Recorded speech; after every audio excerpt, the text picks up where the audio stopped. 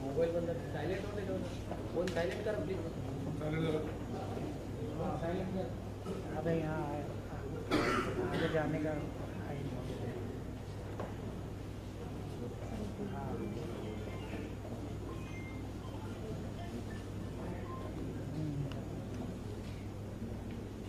उसी के नीचे ही है।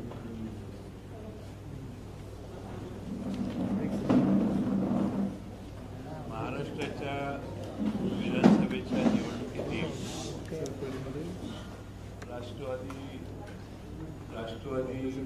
काँग्रेस पक्षाच्या दुसरी यादी आम्ही समोर मांडतोय। महाराष्ट्रातले सध्याचं चित्र आपण सर्वांना माहिती आहे। महाराष्ट्रामध्ये लाडक्या बहिणीला कशा पद्धतीने वागवलं जातं याचं उदाहरण सत्तारूढ पक्षाचे अहमदनगर जिल्ह्यातल्या एका नेत्याने बाळासाहेब थोरात यांच्या कन्येविषयी ज्या पद्धतीने भाषा वापरली ती भाषा बघितली तर महाराष्ट्रातल्या लाडक्या बहिणींच्या बद्दल यांची मानसिकता काय आहे आणि आमच्या सगळ्या लाडक्या बहिणींना फक्त निवडणुकीपुरतंच गोंजारण्याचं काम या सगळ्यांचं त्यांना बरं वाटावं म्हणून चाललंय।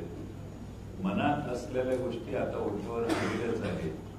त्यामुळे बाळासाहेब थोरात यांच्या कन्येच्या बद्दल सुजय विखेंच्या सभेमध्ये त्यांच्या कार्यकर्त्यांनी काढलेले उद्गार हे महाराष्ट्रातल्या लाडक्या बहिणींना डोळे उघडणारे आहेत की या भावनेचे भारतीय जनता पक्षाचे आणि सत्तारूढ पक्षाचे लोक आहेत हे आज महाराष्ट्राला त्या निमित्तानं कळलेले आहेत। अशा अनेक गोष्टी आहेत की ज्यामध्ये महाराष्ट्रातल्या सत्तारूढ पक्षाने योजना जाहीर केलेल्या आहेत, पण योजना जाहीर करत असताना जवळपास अनेक गोष्टी आहेत की ज्या पुढच्या 20 दिवसामध्ये महाराष्ट्रातलं राज्याचं वातावरण प्रचारात धुळून निघताना या सगळ्या योजनांचा वापर आमचे राष्ट्रवादीचे नेते महाराष्ट्रात करतील।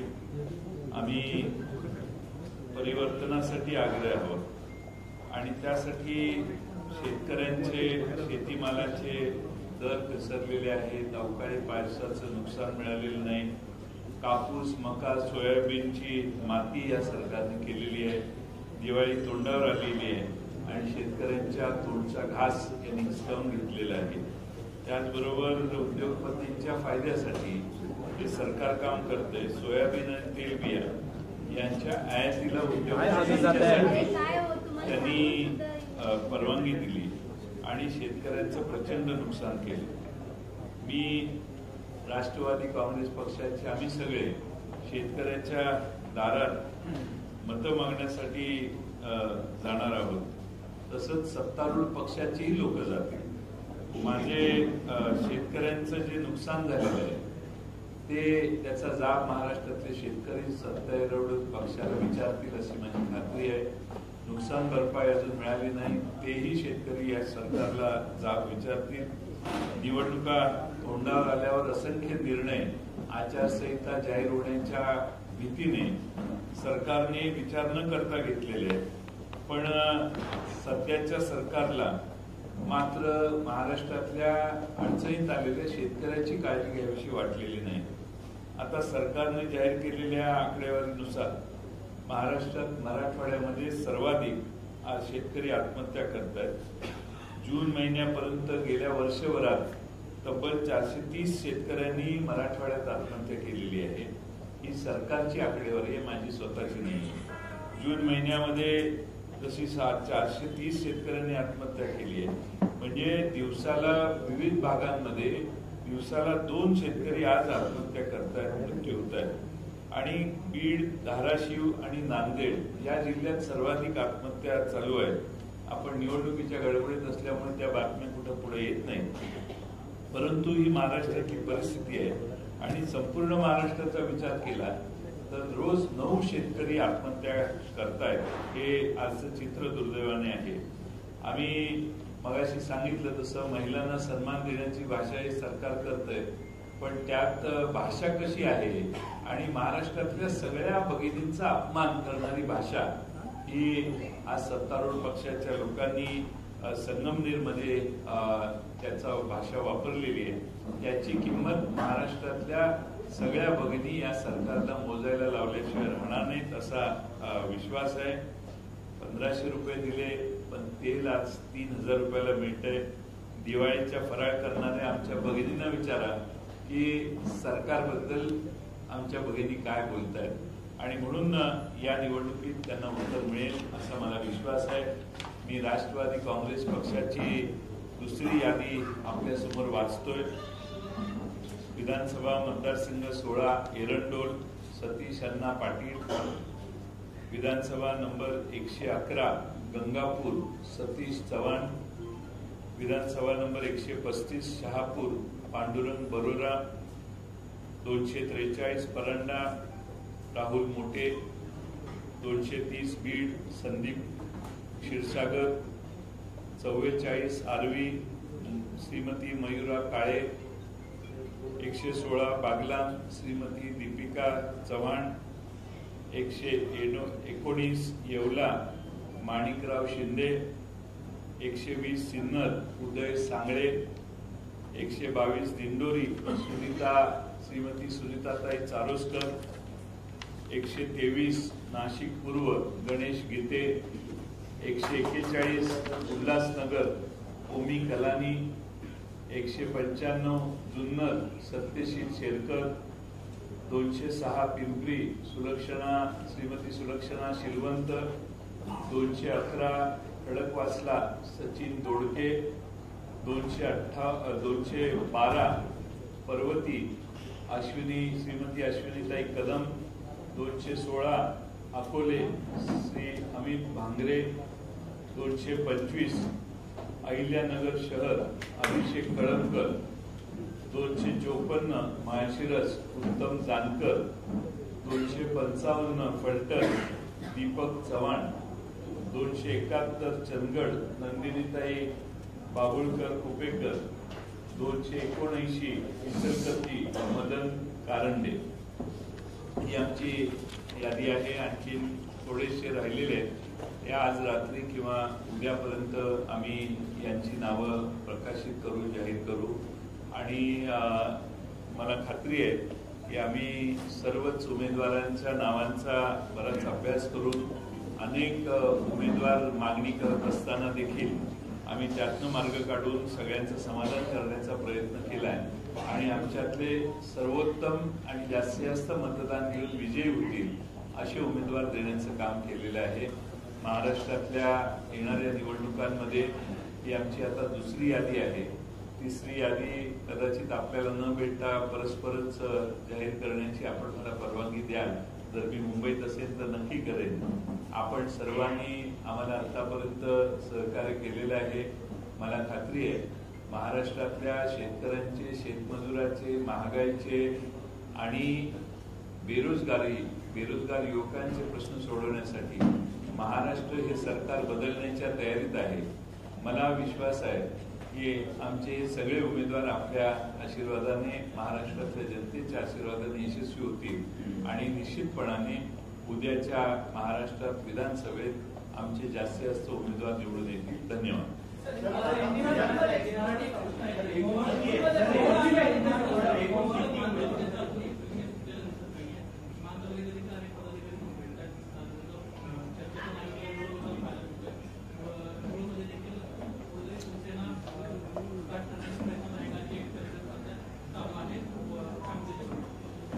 असं काही चर्चा आमच्याशी कोणाची झालेली नाही आणि आम्ही आमच्या उमेदवारांची जी इच्छुक आहेत त्या सर्वांची चर्चेची प्रक्रिया चालू आहे. ही प्रक्रिया संपली की आपल्याला कदाचित संध्याकाळी आणखी एखादी यादी आम्ही आपल्याला सादर करू. आम्ही त्यांच्याशी चर्चा चालू आहे, त्यातनं मार्ग निघेल असा मला विश्वास आहे.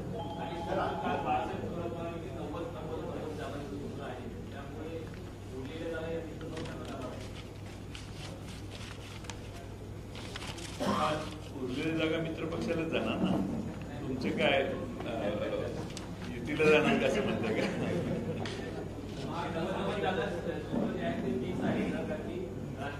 सूत्र मेरिटनं चाललंय. 90-90 अशा कोणीही संख्येवर अडून बसलेलं नाहीये. ज्या ठिकाणी ज्यांचा उमेदवार निवडून येईल त्याला प्राधान्य देण्याचं काम आम्ही करतोय.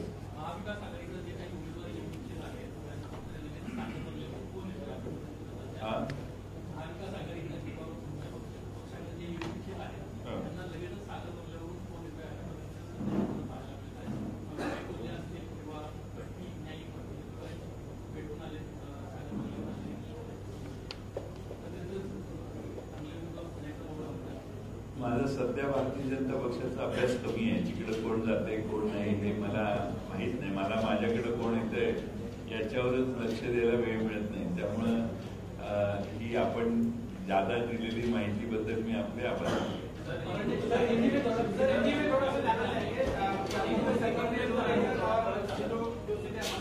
इनका पहिला मराठी विचार देते. आमची चर्चा चालू आहे शिवसेनेची. आमची चर्चा झालेली आहे आणि त्या बाबतीत काही त्यांचे शिवसेनेच्या कार्यकर्त्यांची वेगळी मतं आहेत. ती चर्चा करून आम्ही त्यात योग्य तो निर्णय काढू.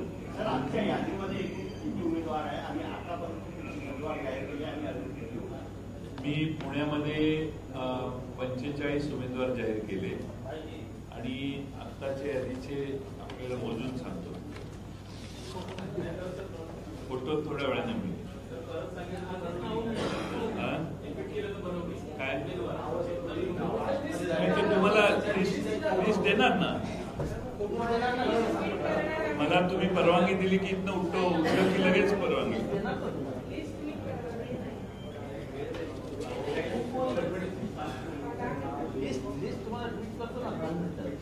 आता 22 नावं आम्ही जाहीर केलेली आहेत. 22 45 अधिक 22 आणि त्यानंतर उरलेली नावंही जाहीर लवकर.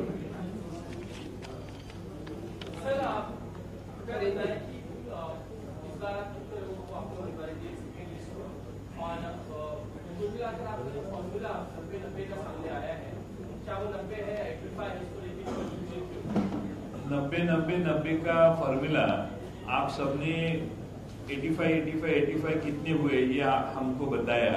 विपक्ष के हमारे सामने वाले नेताओं ने भी 85 के बारे में हमारे गणित में सुधारना करने की कोशिश की. इसलिए मैं उनका भी आभारी हूँ. लेकिन 90 या 85 ऐसा कोई फिक्स फॉर्मूला हमारे में नहीं है. जहाँ जो चुन के आने की संभावना है वहाँ हम उस पार्टी का कंसिडरेशन करते हैं.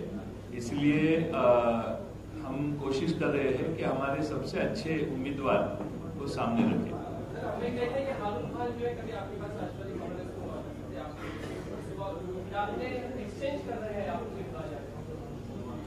हारून खान हमारे पार्टी में थे, कॉर्पोरेटर थे. हमारे साथ उनके बहुत अच्छे ताल्लुकात है. लेकिन वो सीट कांग्रेस के पास गई है. इसलिए उन्होंने कांग्रेस को ऑप्शन कांग्रेस का ले लिया है.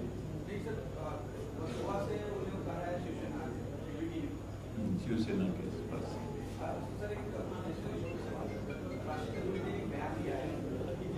इसलिए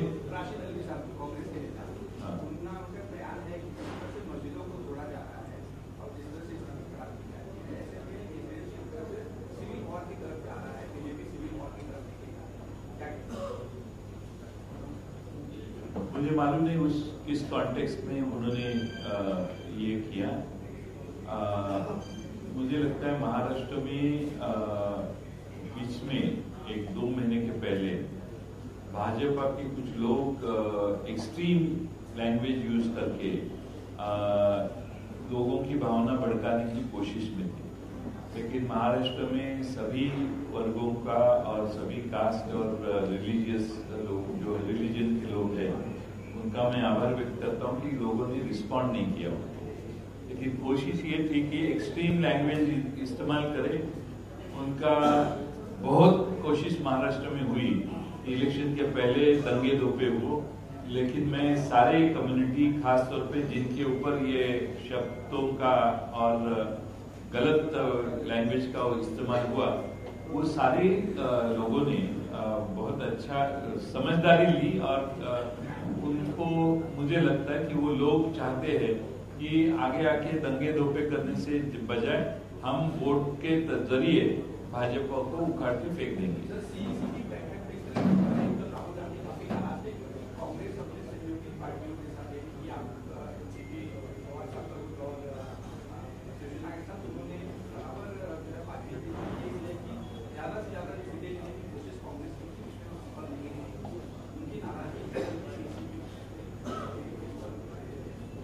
ऐसा है कि मुझे इसमें कोई मालूम नहीं है। कांग्रेस के सारे नेताओं ने पूरी कोशिश की, मैं उनके ऊपर कोई ये नहीं करूंगा क्योंकि उन्होंने उनकी कोशिश की, लेकिन अलग अलग कॉन्स्टिट्यूएंसी की जो परिस्थिति थी उसके हिसाब से निर्णय लिए गए।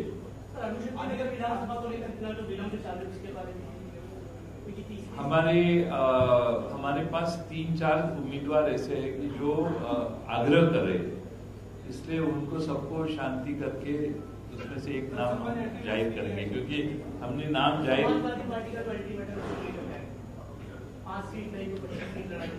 उनसे बातचीत चालू है, तो अल्टीमेट भी हम उनको साथ में लेने ही वाले हैं। हाँ, क्योंकि हमारे सारे जो शिवसेना हो या कांग्रेस हो, कांग्रेस दिल्ली में उनके नेता कांग्रेस के दिल्ली में थे, इसलिए वो बुलावा हम दे नहीं पाए। अभी सब सारे मुंबई में आए हैं। अभी शाम को 5 बजे पवार साहब के साथ कांग्रेस के नेता मिलने वाले हैं, बाला साहेब थोड़ा, उनसे भी बातचीत होगी, हल निकल जाएगा। अभी काफी देर है, 29 तारीख है last filing of the nomination date.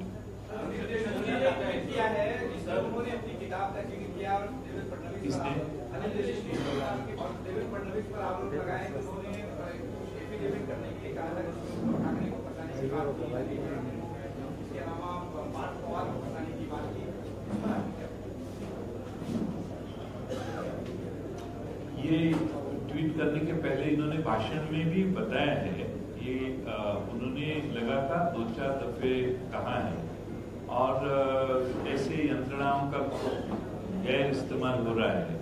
ये लोगों के सामने इसके पहले ये मुद्दा उन्होंने रखा है, फिर एक बार आप कहते हैं तो ट्वीट किया।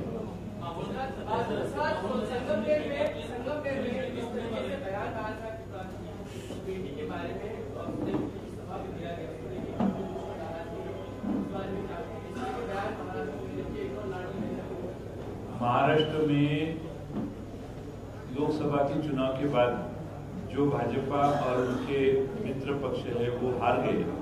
चुनाव हारने के पहले सारी बहनों को बहुत तकलीफ ये लोग देते थे, ये पूरे महाराष्ट्र ने, देश ने देखा।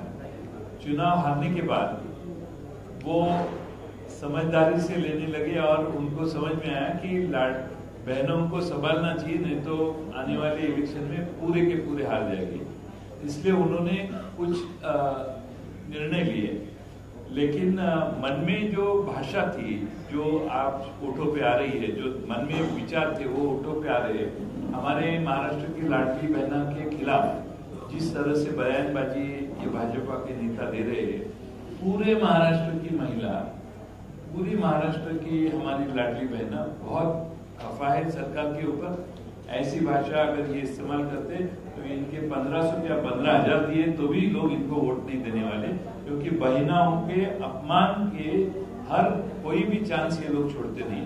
हमारी लाडली बहनाओं के लिए पैसे दिए तो बहुत उपकार किए, इस हिसाब से हमारी महिलाओं के ऊपर बयानबाजी अगर भाजपा और मित्र पक्ष उनके जो है वो कर रहे हैं, तो मुझे लगता है महाराष्ट्र की लाडली बहना उनको बराबर सबक सिखाएगी। शक्ति नगर को लेकर के उम्मीदवारी आप लोगों के पास आने वाली है, ऐसी जानकारी मिल रही है, और क्या आप लोग वहां पर समाजवादी पार्टी से किसी व्यक्ति को उम्मीदवारी के तौर पर दे रहे हैं, या आपका अपना खुद का पार्टी का उम्मीदवार? निर्णय होने के बाद आपको समझ में आएगा हमने क्या किया।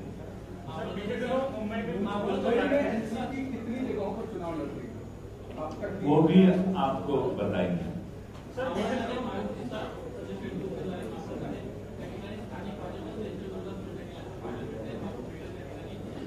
माझ्या माहितीप्रमाणे मावळला सर्व पक्ष एकत्रित आलेले आहेत आणि आमच्या पक्षाशी संबंधित असणारे सगळ्यांनी त्याच्या बाबतीत बैठका घेतलेल्या आहेत। त्यामुळे मावळचा उमेदवार आम्ही जाहीर केलेला नाही। त्या सगळ्यांची आमच्याकडे एक भूमिका आहे जी आमच्या पक्षाचीच आहे। त्यांच्याशी सल्लामसलत करून आम्ही त्या बाबतीत योग्य ते पावलं टाकू।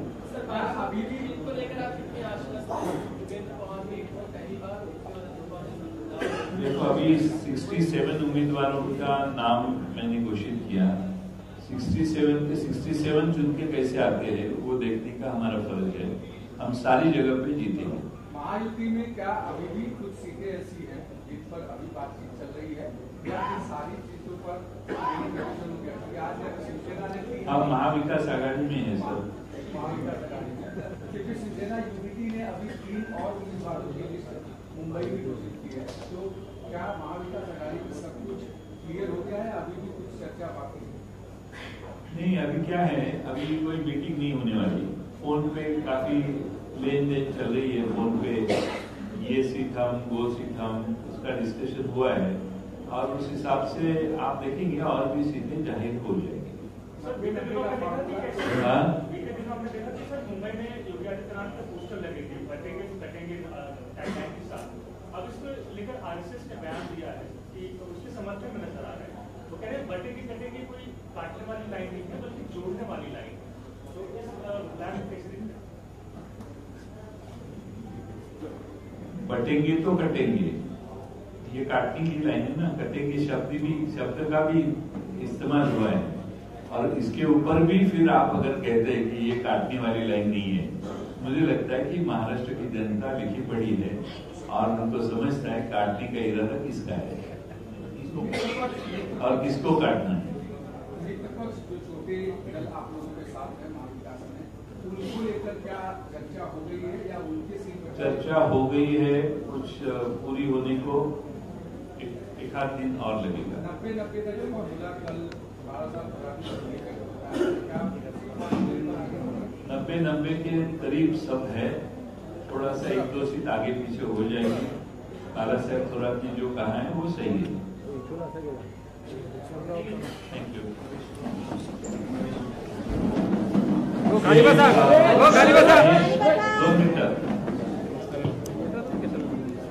गणेश गीते हे राष्ट्रवादीमध्ये प्रवेश करतायत।